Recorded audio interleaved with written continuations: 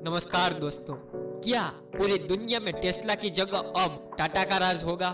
इसमें कोई हैरानी की बात नहीं है कि टेस्ला कार इंडस्ट्री में दुनिया की सबसे बड़ी कार कंपनी है और दुनिया में ईवी रिवॉल्यूशन लाने का श्रेय भी इसी कंपनी को जाता है। लेकिन इंडियन ईवी मार्केट के अंदर पिछले कुछ सालों में जो काम टाटा मोटर्स ने किया है वो भी अपने आप में एक रिवॉल्यूशन से कम नहीं है।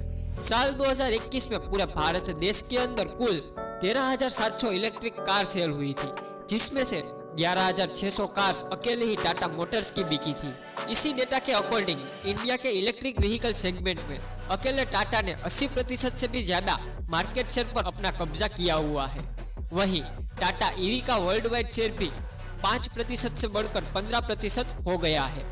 अब दोस्तों, अगर टाटा मोटर्स की Nexon EV max electric car की कंपैरिजन अगर टेस्ला की सबसे सस्ती मॉडल 3 कार के साथ में किया जाता है, क्योंकि यह दोनों कार्स की रेंज ऑलमोस्ट सेम ही है।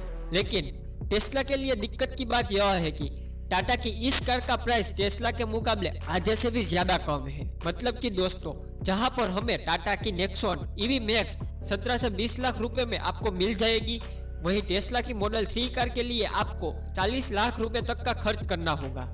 और दोस्तों, यह प्राइस विदाउट टैक्स है, क्योंकि इंपोर्ट ड्यूटी के साथ यह प्राइस बढ़कर 70 से 80 लाख रुपए तक हो जाएगा। और दोस्तों, आपको बता दें कि टाटा मोटर्स का लक्ष्य साल 2025 तक इंडियन मार्केट में 10 नई इलेक्ट्रिक कार लॉन्च करने का है, जिसमें उनकी मोस्ट अवेटेड टाटा कर्व साल 2024 में आएगी और टाटा अवेन्या साल 2025 में लॉन्च हो जाएगी। यानी कि टाटा ने अब पूरी तैयारी कर ली है कि अब वो पूरे इंडियन ईवी मार्केट में किसी भी विदेशी कंपनी को कोई जगह नहीं देंगे।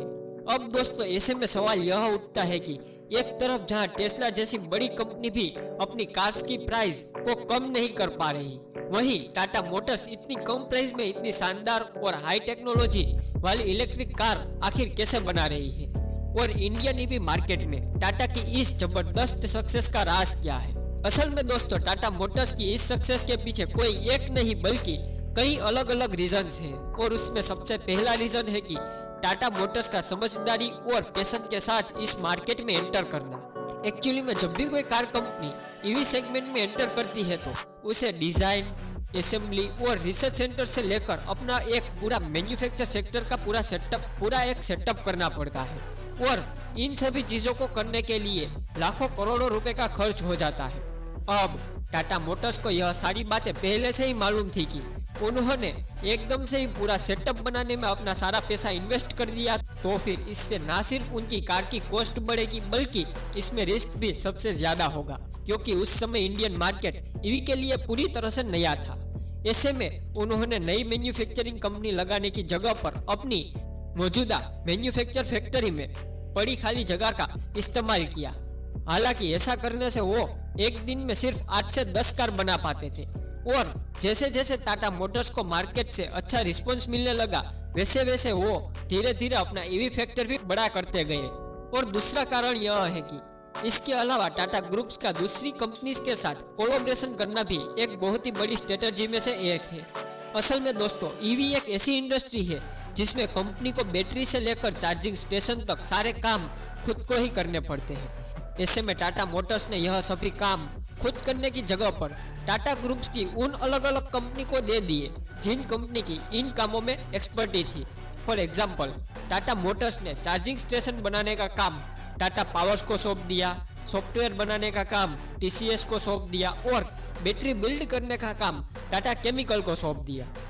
और इसी स्ट्रेटेजी की वजह से टाटा मोटर्स का हर एक काम समय से पहले पूरा होता है और ऐसे किसी भी चीज में उनका एक्स्ट्रा पैसा भी खर्च नहीं होता। और दोस्तों, यही एक रीजन है कि पूरी दुनिया में जितनी सस्ती कार्स टाटा बनाता है उतनी ही सस्ती कार दूसरी और कोई कंपनी नहीं बना पाती। इसके अलावा टाटा मोटर्स ने मार्केट और कस्टमर की जरूरियात को समझ लिया है।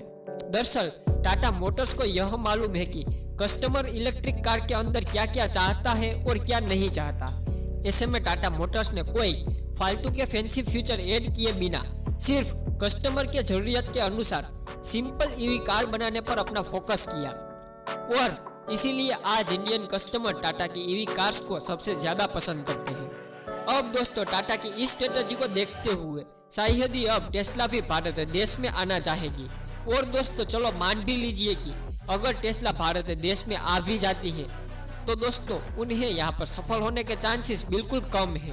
और उनके सफल न होने के भी 3 अहम कारण हैं, जिसमें सबसे पहला रीजन है कि टेस्ला कार्स का प्राइस, जो कि इंडियन मार्केट के हिसाब से बहुत ही ज्यादा है। फॉर एग्जाम्पल टेस्ला की सबसे सस्ती मॉडल 3 कार की कीमत की अगर बात करें तो वो भी करीबन 40 लाख रुपए तक कंप्लीट होगी। और दोस्तों वो भी विदाउट टैक्स है। अगर हम उसमें टैक्स जोड़ दें तो यह कार करीबन 70 से 80 लाख रुपए तक की पड़ेगी। दूसरा रीजन है चार्जिंग स्टेशन, जिन्हें इंडिया में बिल्ड करना किसी भी दूसरी कंपनी के लिए बहुत ही मुश्किल है, क्योंकि हमारा भारत देश एक बहुत ही बड़ा देश है, जिस वजह से इस काम को करने में बहुत ही ज्यादा टाइम लगेगा और ऐसा करना दूसरी किसी कंपनी के लिए नामुमकिन है। और तीसरा कारण है इंडिया के रोड और ट्रैफिक सिस्टम। असल में दोस्तों टेस्ला कार को वहाँ के अमेरिकी रोड्स और ट्रैफिक सिस्टम के आधार पर बनाया गया है। अब हमारे इंडियन रोड्स अमेरिका के रोड से कितना अलग है यह बात आपको बताने की ज़रूरत नहीं है। इसीलिए टेस्ला के इंडियन मार्केट में सफल होने के चांसेस बहुत ही कम नज़र आते हैं। और हमारी भारतीय सरकार भी भारत देश की कंपनी को सपोर्ट करती हुई नज़र आती है। खैर दोस्तों आपका क्या कहना है कि अगर टेस्ला भारत देश में आ जाएगी तो क्या टाटा को हरा देगी? आप अपनी राय हमें कमेंट बॉक्स में कमेंट करके ज़रूर बताना। और अगर आपको वीडियो अच्छी लगी हो तो वीडियो को लाइक करके अपने हर एक दोस्त तक ज़रूर पहुंचाना। और अगर आप इंडिया इन्फो चैनल पर नए हो तो चैनल को सब्सक्राइब करके बेल आइकन जरूर क्लिक करना। मिलते हैं अगले वीडियो में कुछ मज़ेदार टॉपिक के साथ, तब तक के लिए जय हिंद जय भारत।